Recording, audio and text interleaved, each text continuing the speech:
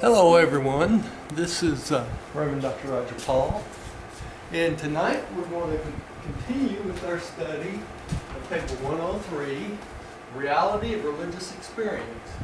And tonight we're on section 6, which starts on page 1135. Let's read. Go back up here. There you go. Say a little prayer and we'll get started. Is that really coming in? Yes. Okay. All right. Father, thank you for bringing us together tonight that we might study this wonderful revelation. Pray that you'll be with us tonight and open our hearts and our minds that we might learn something and share it with others, and we might use this information in our own lives. We thank you and we give you the praise in your Son Jesus' name. Amen. All right. Philosophic coordination. Theology is the study of the actions and reactions of the human spirit. It can never become science since it must always be combined more or less with psychology in its personal expression and with philosophy in its systematic portrayal. Theology is always the study of your religion. The study of another's religion is psychology. Oh, Interesting. that's interesting. Billy, are you up and ready yet? Yeah, Okay. You want to take the next one, Nick? okay. When man approaches the study and examination of his universe from the outside, he brings into being the various physical sciences. When he approaches the research of himself from the inside, he gives origin to theory and metaphysics. The later origin, What? Theology. I'm sorry, yeah, he gives origin to theology and metaphysics. The later art of philosophy develops in an effort to harmonize the many discrepancies which are destined at first to appear between the findings and teachings of these two diametrically opposite avenues of approaching the universe of things and being.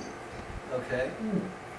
So it's a study from outside and a study from inside, and that trying to bring that together is when you run into problems, right? And that's what gives rise to theology and metaphysics. I'm not going to say anything more about that.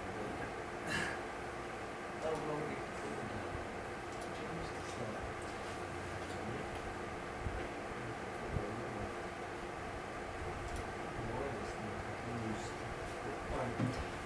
Rodney, would you take the next one, please? Sure. Religion has to do with the spiritual viewpoint, the awareness of the insidedness of human experience. Man's spiritual nature affords him the opportunity of turning the universe outside in. It is therefore true that, viewed exclusively from the insidedness of personality experience, all creation appears to be spiritual in nature. This is interesting. It's very important we understand this too, that to God the Father, there is no such thing as a secular universe. There's only a spiritual universe. And when we try to bring the spiritual viewpoint inside, we get the attitude of God the Father, and we get that from what? The thought adjuster, right? So it's this insideness that turns everything in our universe to a spiritual nature. Make sense? And that's because of our personality experience. And who gives us personality? God the Father, right? Right? When man analytically inspects the universe through the material endowments of his physical senses and associated mind perception, the cosmos appeared to be mechanical and energy material. Such a technique of studying reality consists in turning the universe inside out. All right, and they're saying that literally. We're actually looking at the universe backwards. If you think about it, when we don't think of it as a spiritual place, right? Because it's not. There really is no such thing as a secular universe, basically, right? There's only the spiritual universe. The secular universe is our perception of what's going on in the universe. All right? Okay. Also, it's a shadow. That's right. It's a shadow of the real when it comes right down to it. A logical and consistent philosophic concept of the universe cannot be built up upon postulations of either materialism or spiritism. For both of these systems of thinking, when universally applied, are compelled to view the cosmos in distortion. The former contacting with the universe turned inside out, the latter realizing the nature of the universe turned outside in. Never then can either science or religion, in and of themselves standing alone, hope to gain an adequate understanding of universal truths. The relationship without the guidance of human philosophy and the illumination of divine revelation. So they're intermingled. The spiritual and the material universe are intermingled. You cannot take the spiritual universe out of the material universe, right? When you look at just the cosmos or just the universe through a telescope and you say it's this amount of matter and this mechanical thing and this and that, you're distorting the view of the cosmos because you're not seeing the whole picture, right? And vice versa. What happens when you look at it from just a spiritual standpoint without taking into account of the material part of the universe? Then you get into metaphysics, right? Which is incorrect also, right? All right. But at the truth, you've got to have both science and religion. That's right. Both parts of it. All right. Millie. Always must man's inner spirit deepen for its expression and Depend. self-realization upon the mechanism and technique of the mind. Likewise must man's outer experience of material reality be predicated on the mind consciousness of the experiencing personality. Therefore are the spiritual and material, the inner and the outer human experiences always correlated with the mind's function and conditioned as to their conscious realization by the mind activity. Man experiences matter in his mind. He experiences spiritual reality in the soul, but becomes conscious of this experience in his mind. The intellect is the harmonizer and the ever-present conditioner and qualifier of the sum total of moral experience. Both energy, things, and spirit values are colored by their interpretation in the mind media of consciousness. Okay, I'm going to try to bring this together in this paragraph. Who gives us mind? The infinite spirit. Yeah. Right? Spirit, Yeah, the physical part of the universe is what? Our interpretation of material things through the use of the mind, right? Part of the Trinity, right? What else is involved in the material universe? The central Isle of Paradise. Now this is important because of the paper that's coming next time about the Trinity, okay? So our physical universe is wrapped up in the mind interpretation given us by the infinite spirit and the material things given us by the Isle of Paradise, right? One of the 7 absolutes of the universe. The personality part of us, which gives us the spiritual or soul interpretation or consciousness of the universe, comes from whom? God the Father, right? Who is also involved in that spiritual aspect of interpretation? The eternal Son, right? The spirit part of our universe is controlled by the second source in the center, or the infinite Son, right? So those, Universal Mother also. and the universal mother, which is the infinite spirit, comes through the infinite spirit. So 4 of the absolutes, which we're going to study next time, of the universe are all necessary for us to have a full understanding of the cosmos in which we live. Both the spiritual, material, mindal, and physical, right? Does that make sense? They're all, Roger, I have a question. yeah, go right ahead. We can't forget gravity either. Yeah, that's part of the Isle of Paradise, Rodney. Yeah, and I was just thinking, of course, material, or what we call energy, responds to gravity. Right. What about the spiritual world? The Is spirit. there a spiritual gravity? Yes, Or there is. There's do a. they respond to material gravity as well? It does, but it's called a spirit circuit rather than a a gravity circuit. So the Okay. spirit circuit is controlled by the universal sun, right? The second source and center. The physical gravity, however, is controlled by what? The Isle of Paradise, right? The Isle of Paradise is without personality, right? It's not a being, it's a thing, right? The Isle of Paradise.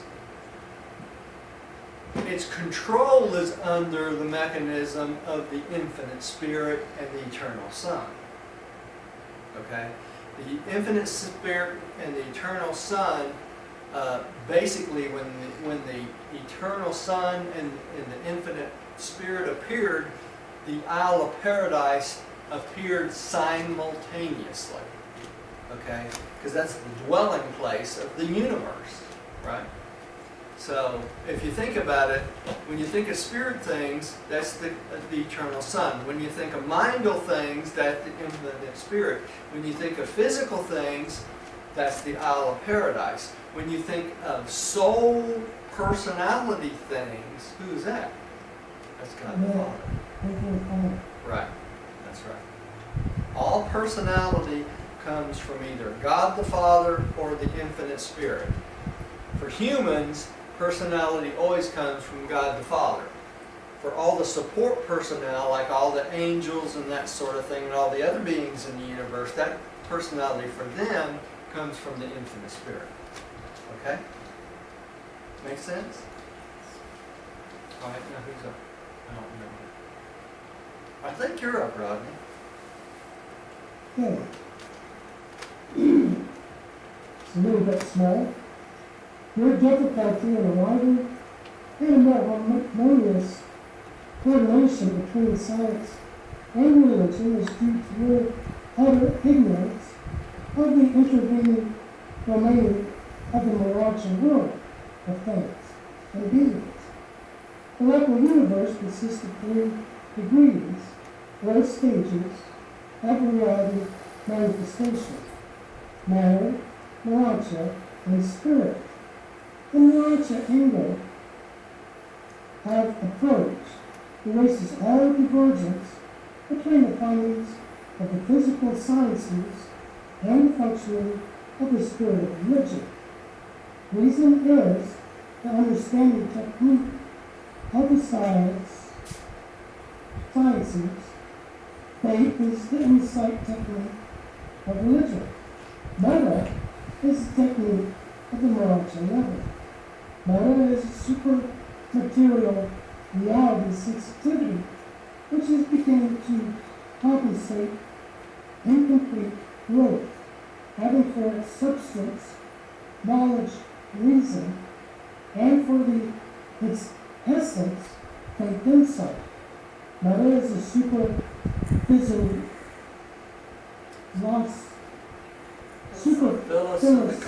Philosophical, right. reconciliation of the divergent reality perception, which is non-attainable by material personalities. It is predicated, in part, on the experience of having survived the material life of the flesh. But many mortals have recognized the desirability of having some measure of reconciling Yeah.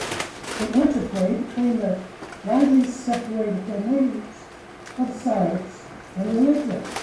And metaphysics is the result of man's unavailing attempt to span this well-recognized chasm. But human metaphysics has proved more confusing than illuminating. Metaphysics stands for man's well-meant but futile effort to compensate for the absence of the mota of morality. Okay, let's go back a little bit here. We have three manifestations of reality for spirit, all beings, right? We just start from the physical. We start as matter, right? Or physical. When we die, what happens? We immediately go to the mental worlds, and then we become Morontia, right? We learn all through the Morontia period, and then during that period of time, we develop what is called Morontia Moda, okay? When we're ready to graduate the local universe, then we go into the spirit aspect, which is the next level. So if you think about it, human beings have three levels they go to before they get to God the Father. They go through the material, the Morontia, and then the spiritual, right? Okay, so what they're explaining to us here is Moda is the technique in that Morontia level which helps us to understand and compensate for our lack of understanding for the super material. What's the super material? That would be the Morontia existence, right?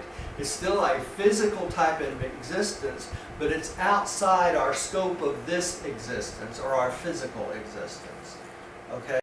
And the Moda is what basically gives us understanding and sensibility of this incomplete growth we have in the physical.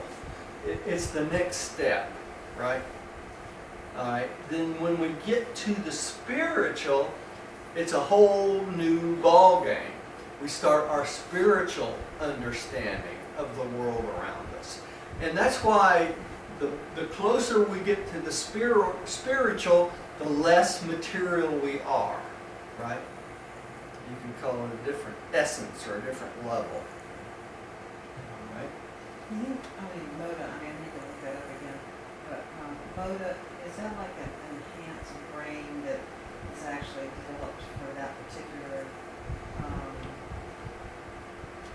environment? Well, yeah, we have an enhanced brain in our Morontia being. But really, Moda is more the spiritual essence of or recognition or cognition of existence in the Morontia type being, right? And that would be considered the definition. Yeah, they got a good definition that's better than that here.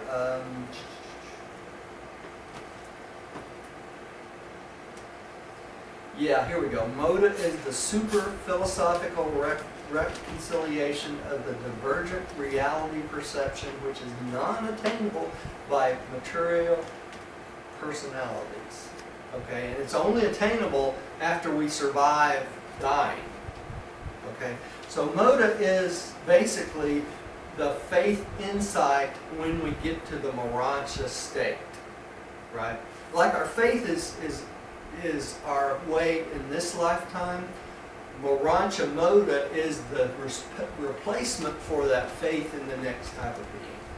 Does that make sense?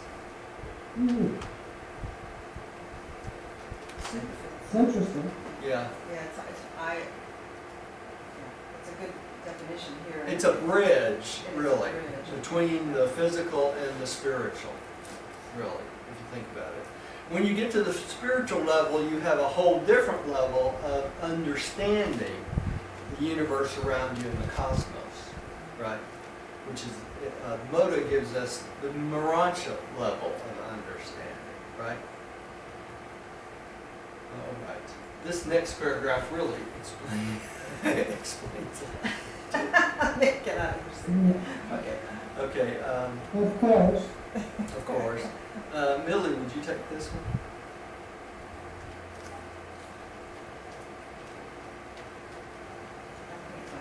Oh, Metaphysics has proved a failure. Moda, man cannot perceive.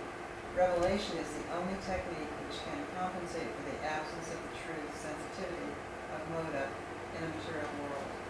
Revelation authoritatively clarifies the muddle of reason-developed metaphysics on an evolutionary sphere. okay. Jack will still address the question.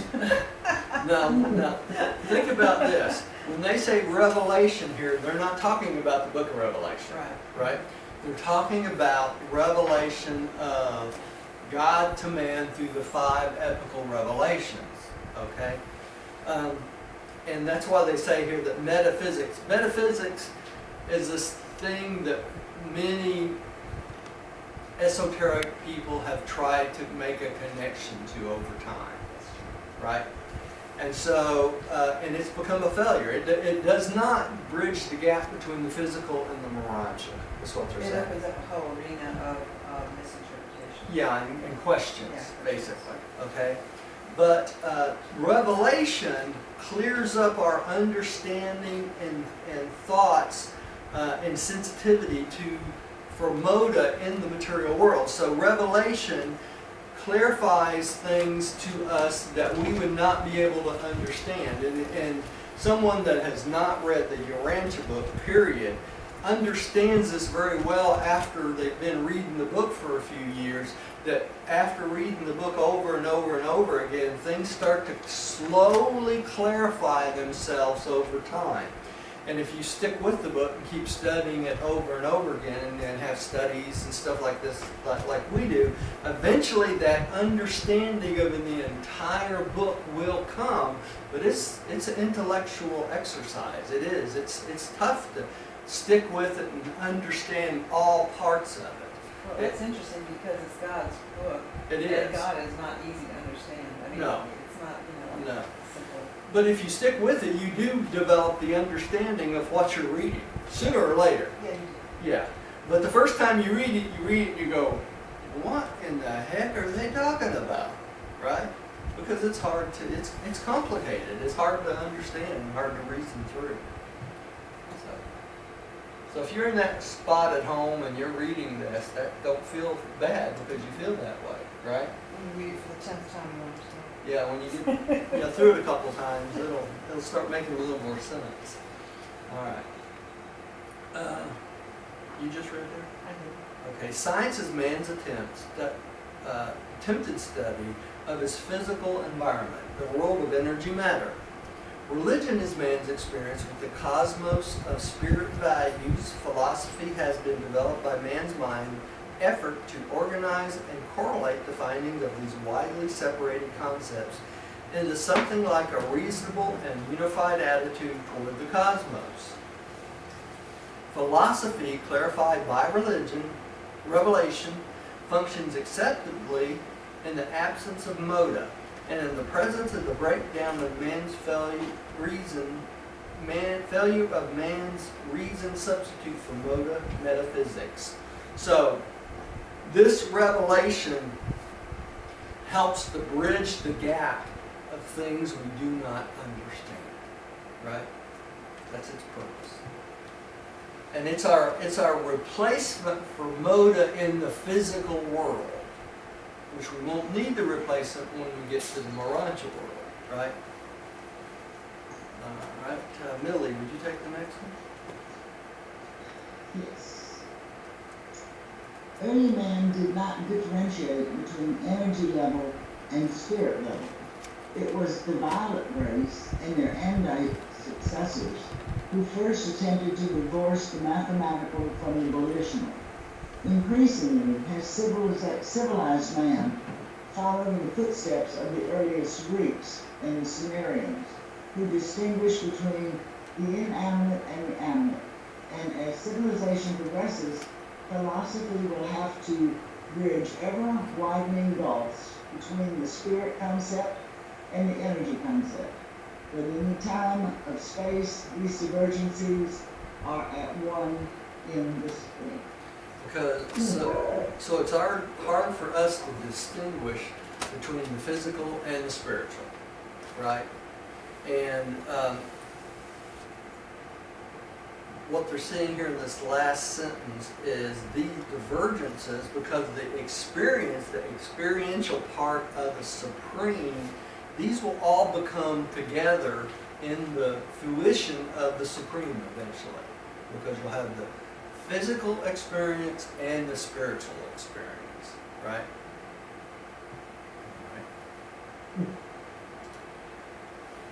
Spirit and energy. Spirit and energy. Energy being the physical, Melanie. That's what they're Yeah. talking about. You know, when they talk about energy in the book, they're talking about matter, right? Energy is the molecules moving at a rapid race, and that's what becomes our physical matter, right? Thank you. And that comes from where? The Isle of Paradise, right? Rodney, would you take the next one? Science must always be grounded in reason, although imagination and conjecture are helpful in the extinction of its borders. Religion is forever dependent on faith.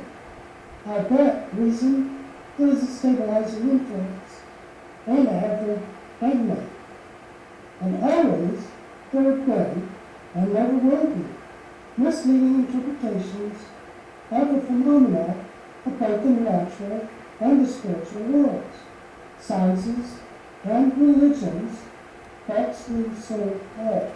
Okay, we're all guilty of that, right? We give our interpretation of what we understand. That's why I keep saying, I said for years when we study this book, this is, you know, when I'm teaching these classes and stuff at night, this is my interpretation of how I understand this. It could be wrong, right? You may have a totally different interpretation or totally different understanding of this, and that's fine because of your experience, right? You know, all four of us could be wrong. That's right, all four of us could be wrong, and all four of us could have four different interpretations of the same thing, right, Rodney? That's true. Everybody's interpretation is their own. That's right. No two people are going to interpret the same way. No two people are going to experience life with God and their friends and the waterfall the same way. And that's good. That's a great thing because it's that experience. Yeah, it's an experience that makes us unique, right? That's right. Yeah. All right. Science, Next one. out of his incomplete grasp of science, his faint hold upon religion, and his abortive attempts at metaphysics, man has attempted to construct his formulations of philosophy. And modern man would indeed build a worthy and engaging philosophy of himself and his universe, were it not for the breakdown of his all-important and indispensable metaphysical connection between the worlds of matter and spirit, the failure of metaphysics to bridge the Mirage gulf between the physical and the spiritual. Mortal man lacks the concept of Mirage mind and material, and revelation is the only technique for atoning for this deficiency in the conceptual data, which man so urgently needs in order to construct a logical philosophy of the universe, and to arrive at a satisfying understanding of his sure and settled place in that universe. You know, keep in mind, this was written for us back in 1934 and 1935. And even today, this is right on the money, is it not? Oh, yeah. You know? Takes a long time to change a revelation. Well, this paragraph, it seems to me it's saying that the material mind, it's impossible to understand the universe. That's right, it is. And that's where the lack of, on the metaphysical area, it is being gapped by this revelation, You know, we don't have a metaphysical connection to the Morancha world. We just don't. Okay? So it's through this revelation we have understanding of the Morancha world and the spiritual world. That's just all there is to it. So.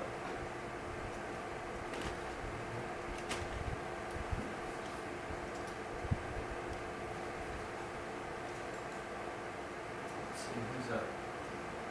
Rodney? Oh, okay. Revelation is evolutionary man's only hope of bridging the Morancha Gulf.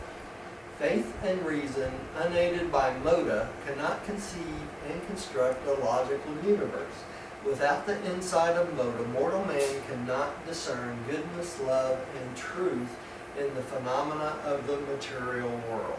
And we all know this. You know, that's why we keep looking at the world around us and saying we don't understand all that's going on, right? Because we can't get through all the bad stuff we see because we don't have Morancha Moda to see the better understanding or the higher values of these things, right? Knitting. When the philosophy of man leans heavily toward the world of matter, it becomes rationalistic or naturalistic. When philosophy inclines particularly toward the spiritual level, it becomes idealistic or even mystical. When philosophy is so unfortunate as to lean upon metaphysics, it unfailingly becomes skeptical, confused. In past ages, most of man's knowledge and intellectual evaluations have fallen into one of these three distortions of perception. Philosophy dare not project its interpretations of reality in the linear fashion of logic. It must never fail to reckon with the elliptical symmetry of reality and with the essential curvature of all relation concepts. The circle of life, right? The circle of things, everything. That's something to ponder. Yeah. Yeah. It really is. Everything is a big circle. Nature, idealism, skepticism, all these things are these big circles through life. All my life's a circle, some rise to, some down. Yeah. Yeah, and that's the way religion is too. Revelation helps us get out of the circle for a little bit of understanding and then get back into the circle again, right? It's the circle of life. So what else can you say, you know? And it's probably that way in the Morancha being too. We go through learning circles constantly, you know? Yeah, anything having to do with the physical world. Yeah, really. Okay. Rodney, would you take the next one? The highest attainable philosophy of mortal man must be logically based on the reason of science, the faith of religion, and the truth insight afforded by revelation. By this union, man can compensate somewhat for his failure to develop adequate metaphysics and for his inability to comprehend the motive of the Morancha. There it is, in a nutshell. Right?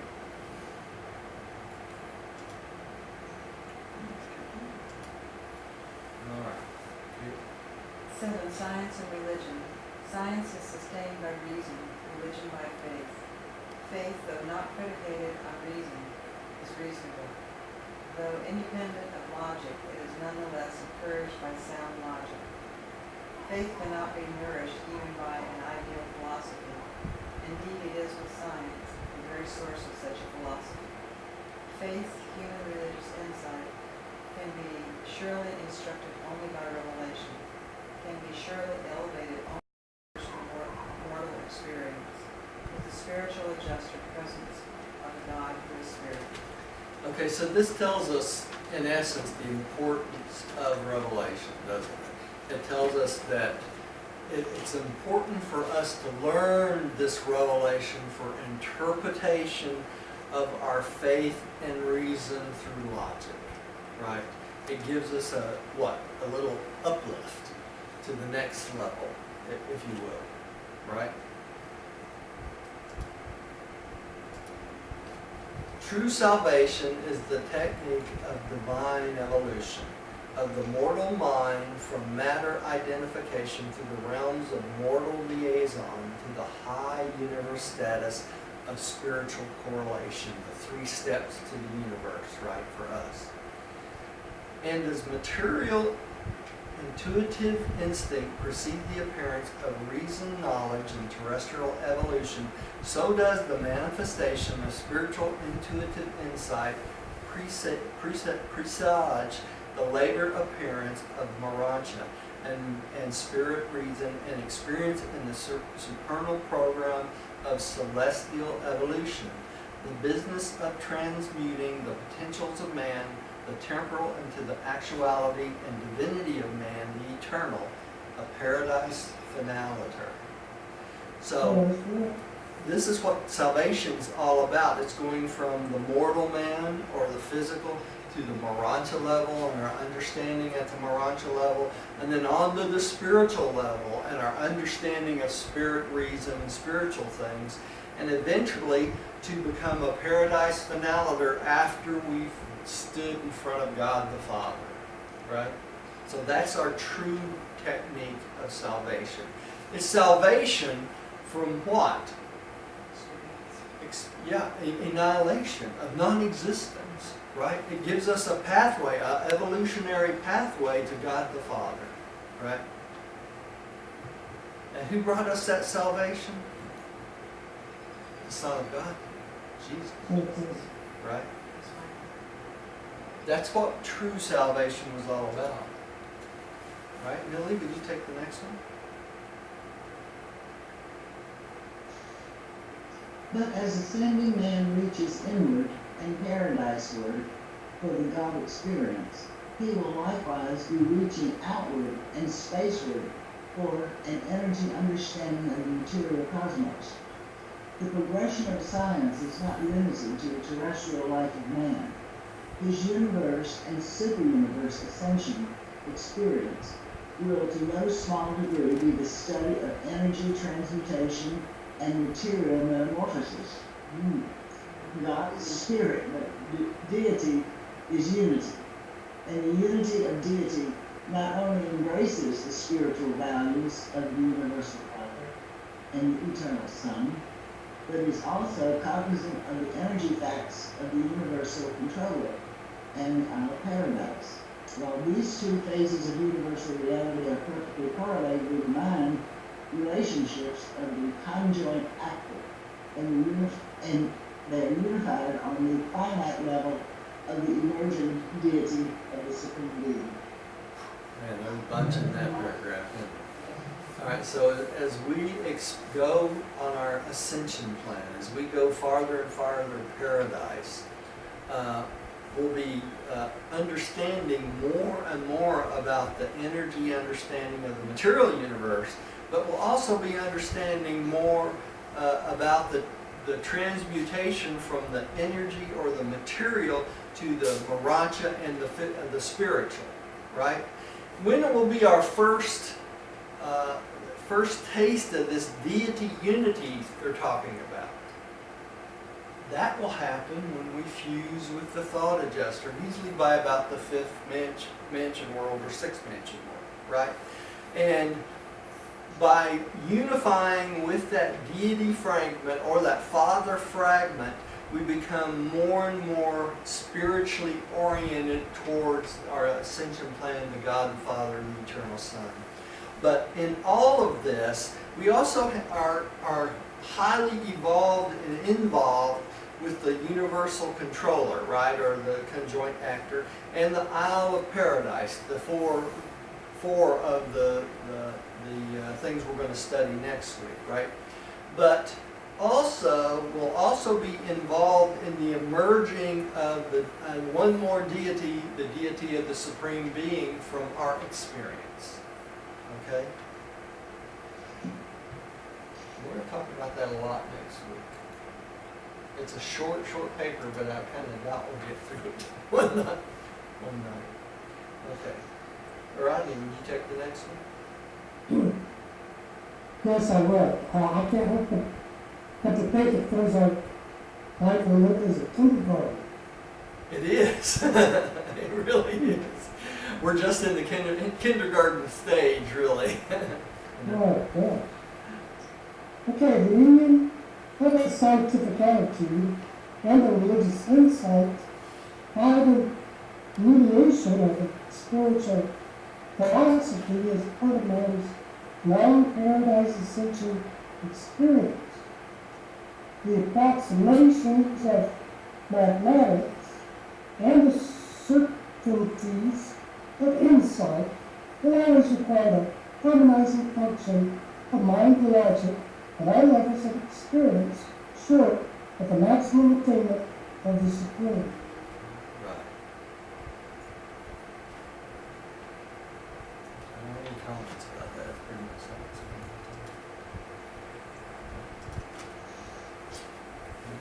But logic can never succeed in harmonizing the findings of science and the insights of religion, unless both the scientific and the religious aspects of personality are truth-dominated, sincerely desirous of following the truth wherever it may lead, regardless of the conclusions which it may reach.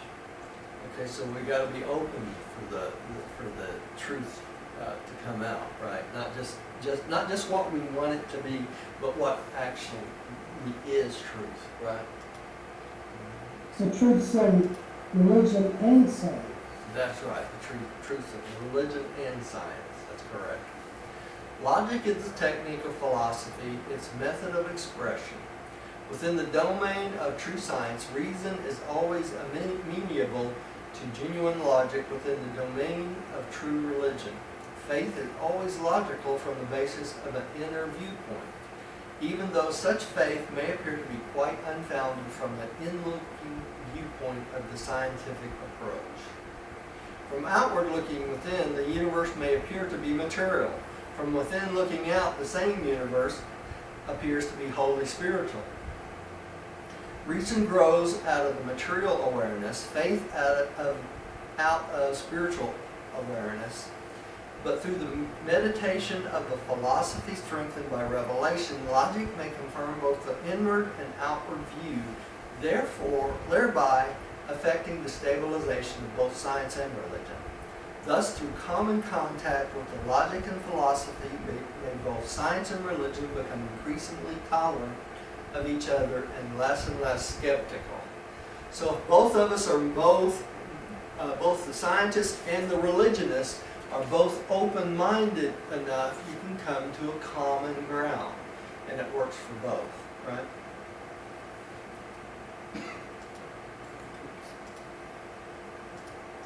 What both developing science and religion need is more searching and fearless self-criticism, a greater awareness of incompleteness of evolutionary status. The teachers of both science and religion are often altogether too self-confident and dogmatic. Science and religion can only be self-critical of their facts. The moment departure is made from the stage of facts, reason abdicates or else rapidly degenerates into a consort of false logic. Amen.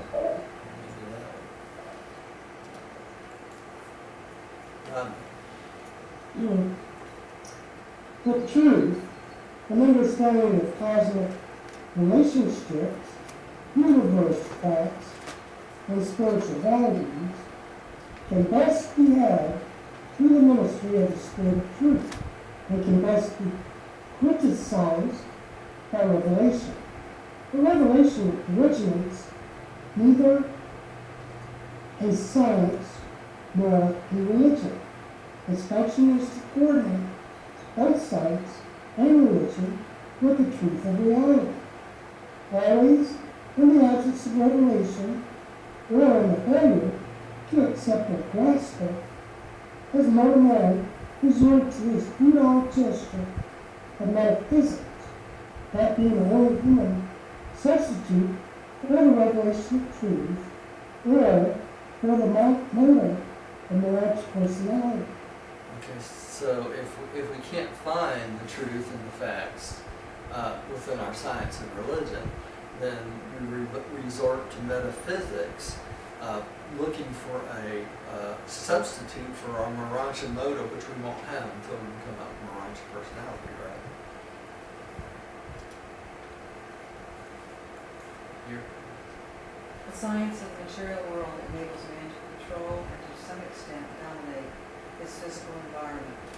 The religion of the spiritual experience is the source of the fraternity impulse, which enables men to live together in the complexities of the civilization of the scientific age.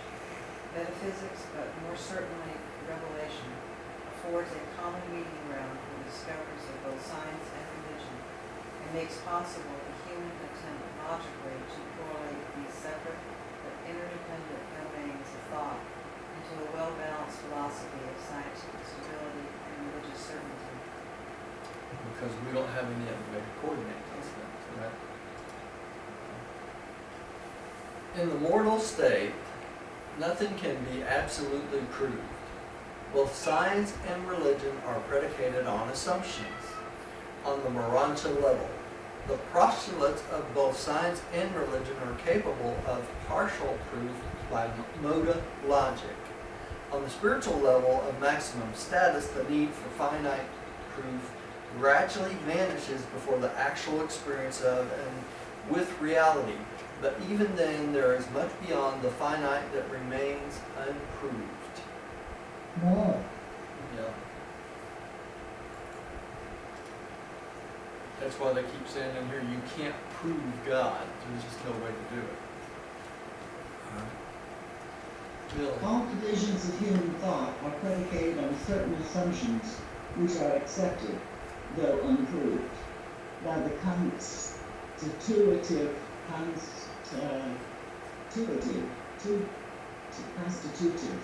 reality, sensitivity of the mind, and government of man.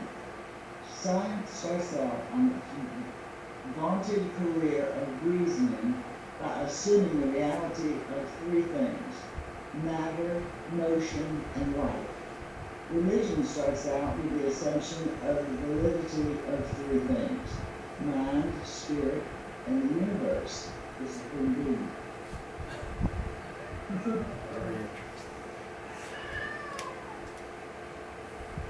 Good.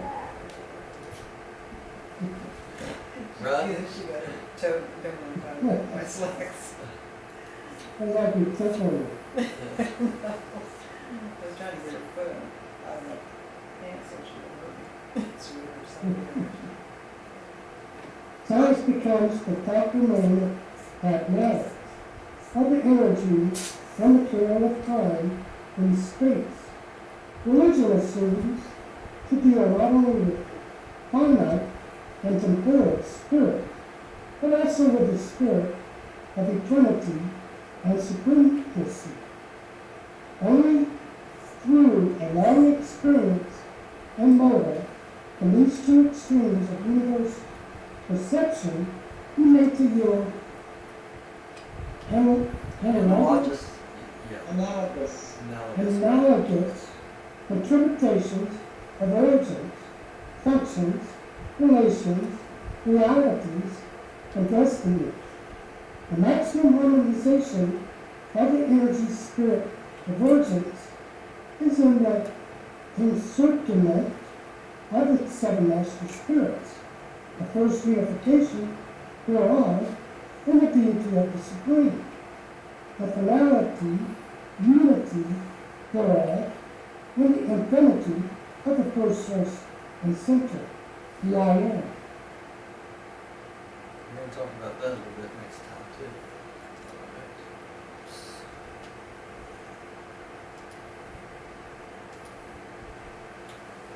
Now, Rodney, I jumped in there and helped you out on that word. When I stumbled over a word, you should have jumped in and helped me out with it too. Well, I would have figured it out, but that's a tough one for me for some reason. Thank you very much. There are a lot of them that are tough for me. Yeah, they're a little bit twisted. Reason is the act of recognizing the conclusions of consciousness with regard to the experience in and with the physical world of energy and matter. Faith is the act of recognizing the validity of spiritual consciousness. something which is capable of other moral proof. Logic is the synthetic truth-seeking progression of the unity of faith and reason, and is founded on the constitutive mind, constitutive mind endowments of moral beings, the innate recognition of things, meanings, and values. How many times have you seen that in this book? The things, meanings, and values. Yeah. You know, over Yeah. and over and over again. There is a real proof of spiritual reality in the presence of the thought adjuster, but the validity of this presence is not demonstrable to the external world, only to the one who thus experiences the indwelling of God. Can't prove it, right? The consciousness of the adjuster is based on the intellectual reception of truth, the supermind perception of goodness, and the personality motivation of love. To love.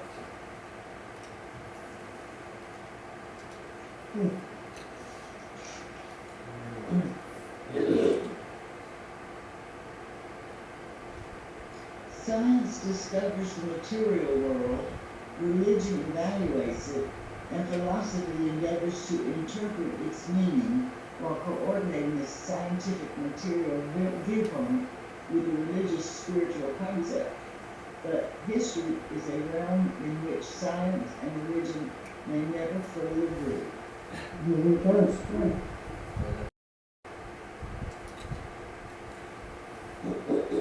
Right.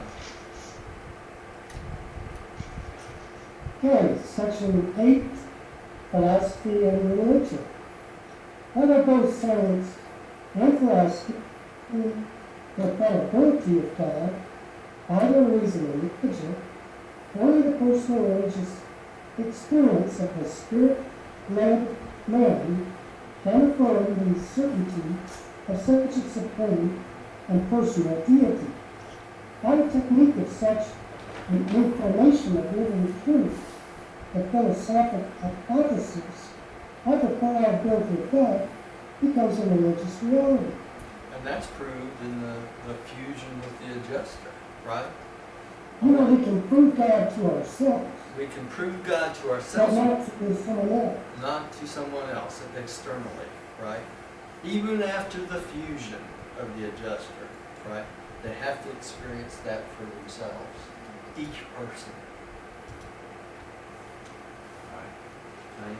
The confusion about the experience of the certainty of God arises out of dissimilar interpretations and relations of that experience by separate individuals and by different races of men. That's true. The experiencing of God may be fully valid, but the discourse about God, being intellectual and philosophical, is divergent and oftentimes confusingly Fallacious. Fallacious. Yeah. Yeah, because each person's interpretation is different, right? It may not be the same.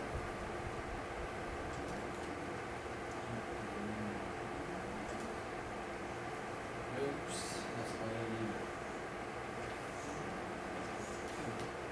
All right.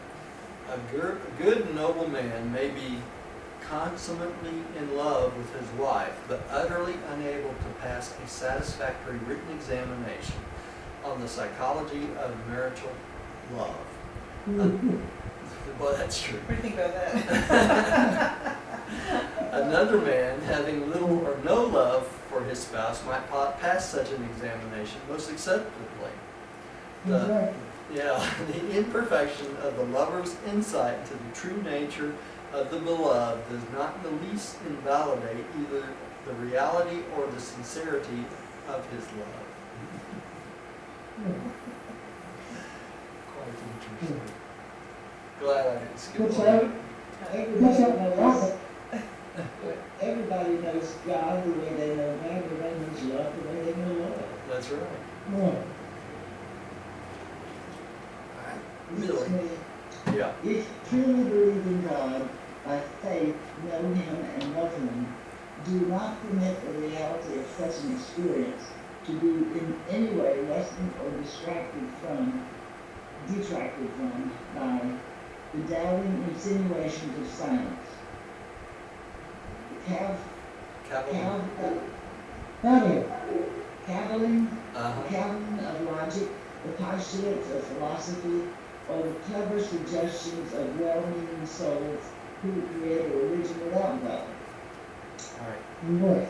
And we've all seen all of that above, all the above, right? In our lives. Mhm. I don't know that. I don't know either. That one I don't know either, so we have to look that The up. certainty of the God-knowing religionists should not be disturbed by the uncertainty of the doubting materialists. Rather should the uncertainty of the unbeliever be mightily challenged by the profound faith and unshakable certainty of the experiential believer. Only by your own personal That should be that way around. Yeah. That's great. Philosophy, to be of the greatest service to both science and religion, should avoid the extremes of both materialism and pantheism. Only a philosophy which recognizes the reality of personality, permanence in the presence of change, can be of moral value to man, can serve as a liaison between the theories of material science and spiritual religion.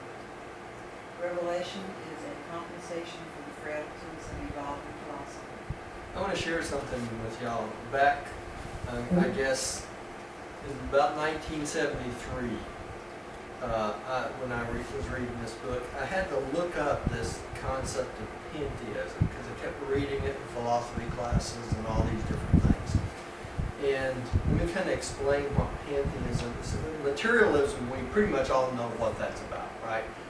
Pantheism is the belief that everything is God and God is in everything, okay? It discounts the personality of God as being a person. And that's important to understand that God is, in reality, a personality. He is also the source of all personality. But this table is not God, right? The floor is not God. The ceiling's not God. Many people believe that's the case. God is in everything. He's not. That's the No, physical. Roger, excuse me, but didn't they call it unqualified God or? What? Unqualified absolute. The unqualified absolute Yeah, includes all physical matter, right? And non-matter, right? But it's still not God as the personality of God. You see what I'm saying? It's a thing. It's a thing. that's the thing. It's a thing. That's the difference between God the Father and God, the universe, right? Even though God created all the universe, and there would be no universe without the I am, or the first source and center, it's still not the personality of God, even though God is the source of all personality. That's not really a true statement either, because some personality is the source through what? The infinite spirit, right? But the source of all spiritual personality, outside of angels and created beings, service personnel like angels and beings like that, God the Father is the source. So He is the ultimate personality and the source of all other personality.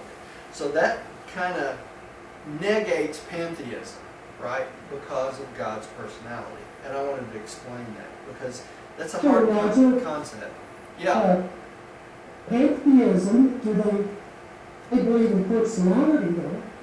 Yeah, but they believe that God's personality is in everything. The tree, the stump, everything. And that's not the case. That's interesting. Yeah. Hmm.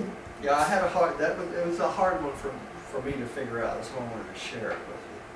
But we are blessed My by every, perspective. yeah, we are blessed by all of He made my rose bush, He did make, and he cares for it, but he's not in it. that's right. That's exactly right. Okay. Me, and he cares for me, and he is in me. Right. He is. A rose bush is different, that oak tree out there is different. There's no thought of gesture in your oak tree, right? All right, good. You got that settled. Yeah. All right. Let's see, who's up? It's you. Oh, I'm up? Oh, okay. The essence of religion. Theology deals with the intellectual content of religion. Metaphysics, revelation with the philosophic aspects. Notice they put revelation after metaphysics there? Yeah. All right. Religious experience, that's not the same metaphysics they're talking about, the people that go out and become metaphysical, right? Just want to make sure that's clear. Religious experience is the spiritual content of religion. Notwithstanding the mythology, Millie, you need to mute your mic. yeah, and this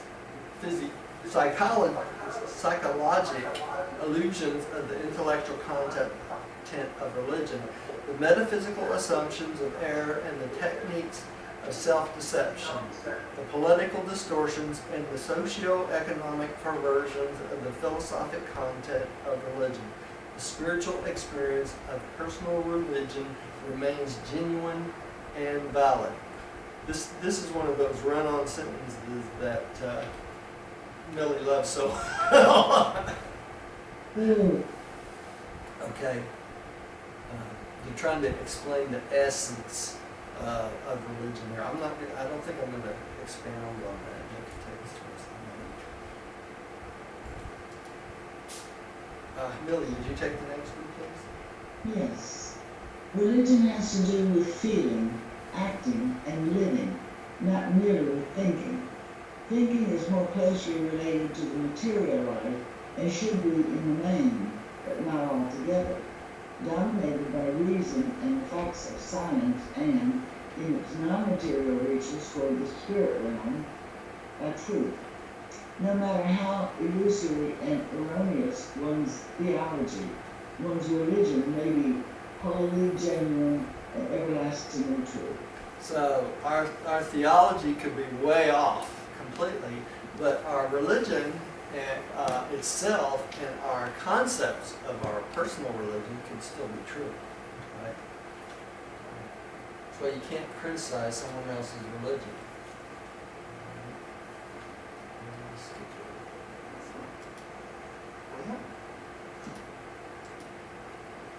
There we go. Rodney, would you take the next one, please? Buddhism in its original form is one of the best religions without a God, which has arisen throughout all the evolutionary history of religion. Although, as this faith developed, it did not remain godless. Religion without faith is a contradiction. Without God, a philosophic inconsistency and an intellectual absurdity. I like that.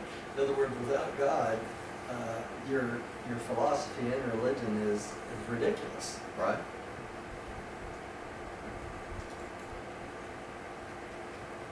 The magical and mythological perennial Parentage. of natural religion does not invalidate the reality and truth of the latter revelational religions and the consummate saving gospel of the religion of Jesus. Jesus' life and teachings finally divested religion of the superstitions of magic, the illusions of mythology, and the bondage of traditional dogmatism. But this early magic and mythology very effectively prepared the way for latter and superior religion by assuming the existence and reality of supermaterial values and beings. Okay, so Jesus freed us from these things when he taught us, right? Taught us the truth. Although religious experience is a purely spiritual subjective phenomenon, such an experience embraces a positive and living faith attitude toward the highest realms of universe objective reality. The ideal of religious philosophy is such a faith crust as would lead man unqualifiedly to depend upon the absolute love of the infinite Father of the universe of universes. Such a genuine religious experience far transcends the philosophic objectification of idealistic desire. It actually takes salvation for granted and concerns itself only with learning and doing the will of the Father in paradise. The earmarks of such a religion are faith in the supreme deity, hope of eternal survival, and love especially for one's fellows. And this paragraph explains to us why you need no education whatsoever to attain these things, right? Even the most uneducated being on this planet can have faith in God the Father and make it to the mansion worlds, right? There aren't no boxes you have to check to get there, right?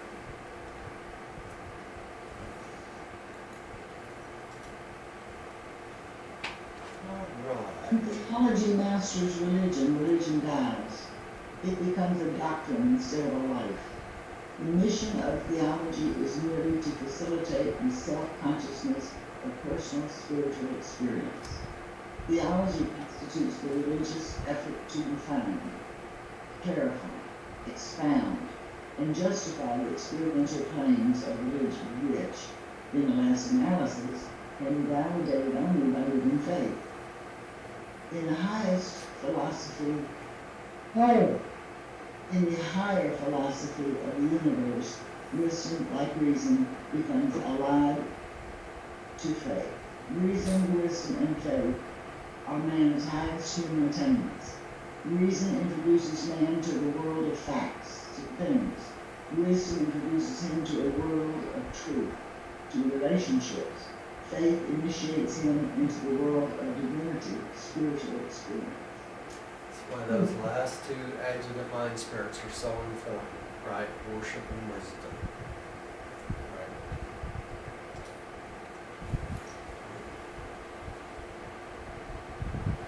Right. Faith most willingly carries reason along as far as reason can go, and then goes on with wisdom to the full philosophic limit. And then it goes to launch out upon the limitless and never-ending universe journey in the whole company of truth, and the soul company of truth.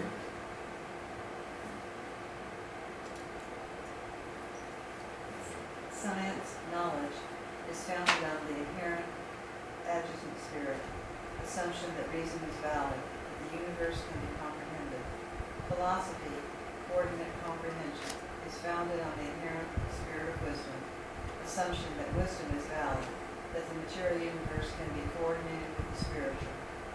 Religion, the truth of personal spiritual experience, is founded on the inherent thought adjuster, assumption that faith is valid, that God can be known and attained. Isn't that beautiful?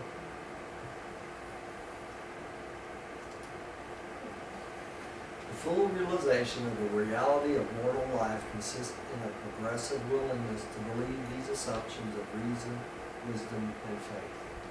Such a life is one motivated by truth and dominated by love. And these are the ideals of objective cosmic reality, whose existence cannot be materially demonstrated.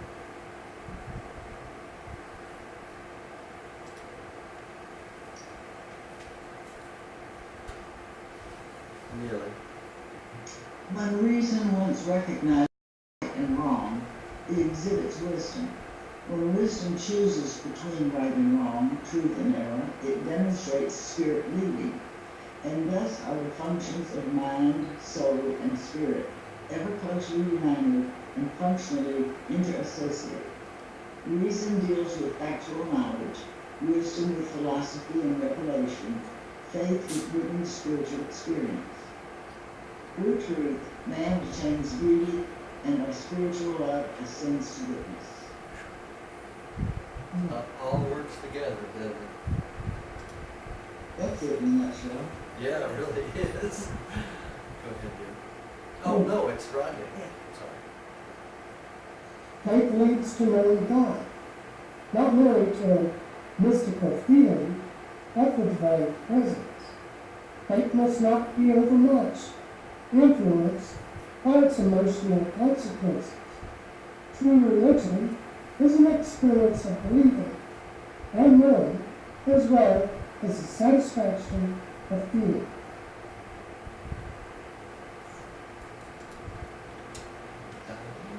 There is reality in religious experience that is proportional to the spiritual content, and such a reality is transcendent to reason, science, philosophy, wisdom, and all of human achievements.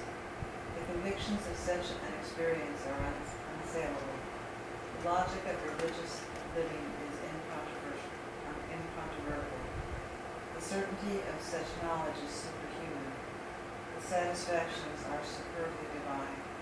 The courage indomitable, the devotions unquestioning, the loyalties supreme, and the destinies final, eternal, ultimate, and universal.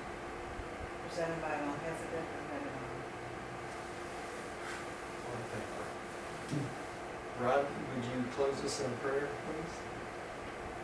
Yes, Melchizedek knows some big words. Yes. That's why they're the teachers of the universe, right? Oh.